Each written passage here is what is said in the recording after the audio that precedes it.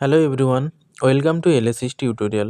কলকাতা বিশ্ববিদ্যালয়ের ইতিহাস অনার্স এবং পাসের সকল স্টুডেন্টদেরকে এলএসএস টিউটোরিয়াল চ্যানেলে ওয়েলকাম জানাই।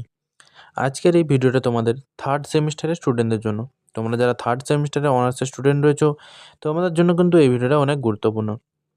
তোমাদের অনার্সের ডিএসসিসি 3 এর যে পেপারটি রয়েছে, এই পেপারের একটি গুরুত্বপূর্ণ 20 মার্কসের অ্যান্সার এই ভিডিওর মাধ্যমে আমি শেয়ার করে দেবো। অলরেডি আমি তোমাদের এই পেপারে সাজেশান পোস্ট করে দিয়েছি এবং সাজেশান ধরে ধরে কিন্তু অধিকাংশ 20 মার্কসের অ্যান্সারও পোস্ট করে দিয়েছি। তোমরা যারা এখনও অ্যান্সারগুলো কালেক্ট করোনি, অবশ্যই কিন্তু অ্যান্সারগুলো কালেক্ট করে নাও এবং আগেভাগে নিজেদেরকে এক্সামের জন্য প্রিপেয়ার করে নাও। তাহলে আর বেশি দেরি করছি না, সরাসরি আমি মূল ভিডিওতে আসছি। তাহলে দেখো, এই ভিডিওতে আমি তোমাদের যে প্রশ্নের অ্যান্সারটি শেয়ার করব, প্রশ্নটি হচ্ছে মৌর্য শাসন ব্যবস্থার প্রকৃতি আলোচনা করো।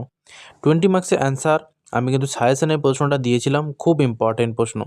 এবারে আমি অ্যান্সারটি বলছি, তোমরা দেখে দেখে নোট ডাউন করে নাও। প্রাচীন ভারতের ইতিহাসে মৌর্য সাম্রাজ্যের শাসন ব্যবস্থা ছিল এক সুসংগঠিত, সুবিশাল এবং উন্নত প্রশাসনিক কাঠামোর এক অনন্য উদাহরণ।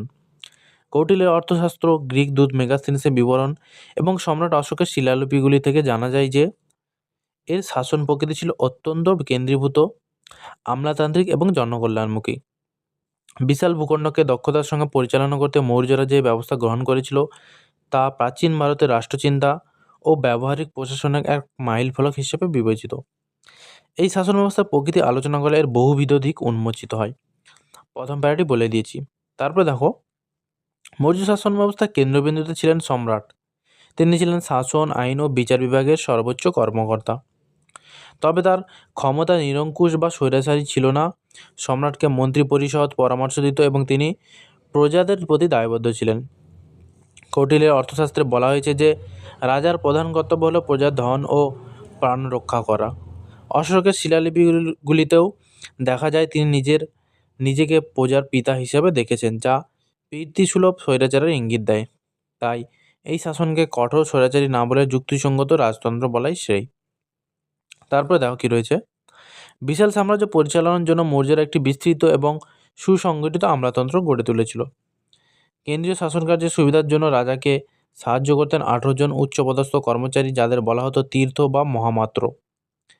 এদের মধ্যে সমাহর্তা এবং সন্নিধাতা ছিলেন অন্যতম। এই আমলারা বিভিন্ন বিভাগীয় প্রধান দ্বারা পরিচালিত হতেন, যেমন পোতাধ্যক্ষ বা শীতাধ্যক্ষ। এই বিস্তৃত আমলাতান্ত্রিক কাঠামোই ছিল মৌর্য শাসনের দক্ষতা ও একতার মূল ভিত্তি। মৌর্য শাসন ব্যবস্থার একটি গুরুত্বপূর্ণ বৈশিষ্ট্য ছিল এর জনকল্যাণমুখী চরিত্র। বিশেষত সম্রাট অশোক তার শিলালিপিগুলিতে ধর্ম প্রচারের মাধ্যমে প্রজাদের নৈতিক ও আধ্যাত্মিক উন্নতির উপর জোর দিয়েছিলেন।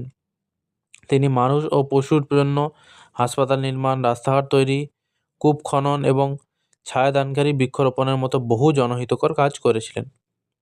ইতিহাসবিদ আর.এস. শর্মা মৌর্য রাষ্ট্রকে আধুনিক কল্যাণকর রাষ্ট্রের একটি প্রাচীন ভারতীয় সংস্করণ হিসেবে আখ্যায়িত করেছেন।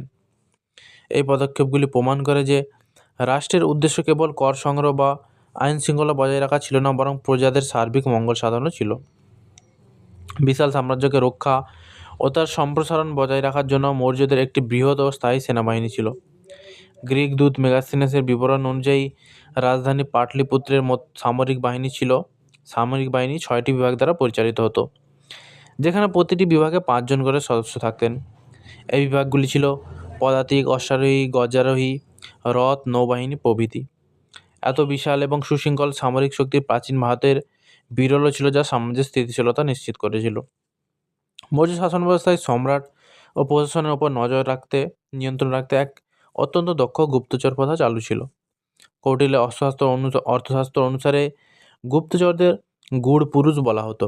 এদের কাজ ছিল রাজ্য এবং দেশের অভ্যন্তরের বিভিন্ন সংবাদ সংগ্রহ করে সরাসরি রাজাকে জানানো। তারা বিভিন্ন ছদ্মবেশে, যেমন সন্ন্যাসী, ব্যবসায়ী বা কৃষক সেজে কাজ করত। এমনকি উচ্চপদস্থ রাজকর্মচারীদের কার্যকলাপ এবং জনগণের মনোভাব সম্পর্কেও তারা রাজাকে অবগত করত। এই ব্যবস্থা রাজাকে যে কোনো ষড়যন্ত্র বা বিদ্রোহের পূর্বাভাস পেতে এবং প্রশাসনকে স্বচ্ছ রাখতে সাহায্য করত। বিশাল মৌর্য সাম্রাজ্যকে 4টি বা 5টি প্রদেশে বিভক্ত করা হয়েছিল। প্রতিটি প্রদেশ একজন রাজপুত্র বা রাজবংশীয় সদস্য দ্বারা শাসিত হতো। প্রদেশগুলি আবার বিভিন্ন জেলাতে বিভক্ত ছিল। গ্রাম ছিল প্রশাসনের সর্বনিম্ন একক, যা গ্রামীণ বা গ্রামিক দ্বারা পরিচালিত হতো। এই স্তরবিন্যাস প্রমাণ করে যে মৌর্য প্রশাসন কেন্দ্রীভূত হলেও স্থানীয় স্তরে স্বায়ত্তশাসনমূলক ব্যবস্থা ছিল। মৌর্য রাষ্ট্রের প্রধান আয়ের উৎস ছিল ভূমি রাজস্ব। কৃষকদের কাছ থেকে উৎপাদিত ফসলের সাধারণত 1/4 থেকে 1/6 অংশ রাজস্ব হিসাবে আদায় করা হতো। এছাড়া বিভিন্ন ধরনের কর প্রচলিত ছিল, যেমন সেতু, বলি এবং বৃষ্টি। সমাহর্তা ছিলেন রাজস্ব নির্ধারণ এবং সংগ্রহের প্রধান কর্মকর্তা। এই কঠোর নিয়ন্ত্রণ ও বিভিন্ন প্রকারের করের মাধ্যমে রাষ্ট্র একটি শক্তিশালী আর্থিক ভিত্তি তৈরি করতে সক্ষম হয়েছিল, যা বিশাল সামরিক ও প্রশাসনিক ব্যয়ভার বহন করত। মৌর্য বিচার ব্যবস্থা ছিল সুসংগঠিত এবং এর শীর্ষে ছিলেন স্বয়ং সম্রাট। বিচার কার্যের জন্য দুটি প্রধান ধরনের আদালত ছিল, ধর্মস্থীয় এবং কন্টক শোধন। এই আদালতগুলি ধর্ম বা আইন এবং প্রচলিত প্রথা অনুযায়ী বিচার করত।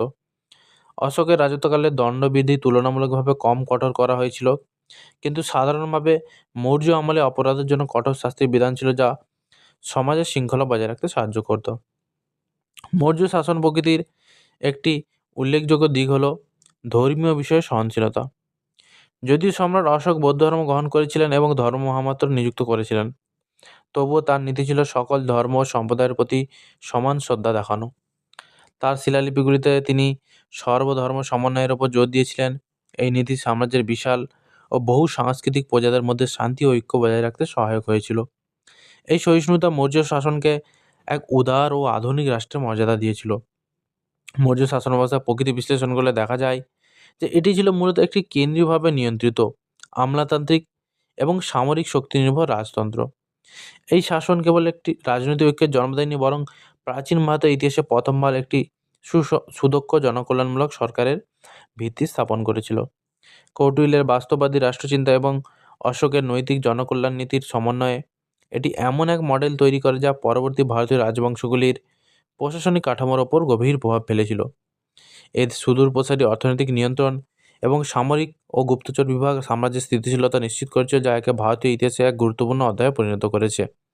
তাহলে সম্পূর্ণ অ্যান্সারটি আমি শেয়ার করে দিয়েছি। তোমরা কিন্তু অবশ্যই প্রশ্নটা খাতায় নোট ডাউন করে নেবে এবং পরবর্তী কোন ভিডিও চাও তোমরা বেশি বেশি কমেন্টস করে জানাও।